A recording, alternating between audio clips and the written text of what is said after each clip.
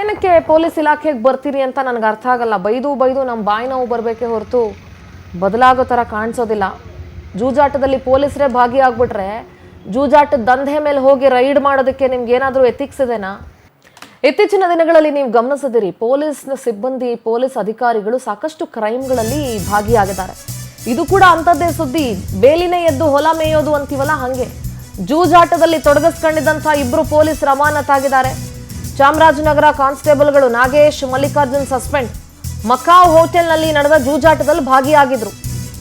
ದಾಳಿ ವೇಳೆ ಇಬ್ರು ಪೊಲೀಸ್ ಪೇದೆಗಳು ಪರಾರಿಯಾಗಿದ್ರು. ಇಬ್ರು ಪೇದೆಗಳನ್ನ ಅಮಾನತು ಮಾಡಿ ಎಸ್ಪಿ ಮುತ್ತುರಾಜ್ ಆದೇಶ ಹೊರಡಿಸಿದ್ದಾರೆ. ನಿಮಗೆ ನೆನಪಿದ್ಯಾ, ಬೆಳಗಾವಿ ಚಳಿಗಾಲದ ಅಧಿವೇಶನದ ಸಂದರ್ಭದಲ್ಲೂ ಪೊಲೀಸ್ ಸಿಬ್ಬಂದಿ, ಪೊಲೀಸ್ ಪೇದೆಗಳು ಕಾರ್ಡ್ಸು ಜೂಜಾಟ ಆಡ್ಕೊಂಡು ಕುತ್ಕೊಂಡಿದ್ರು ಒಂದು ರೂಮಲ್ಲಿ.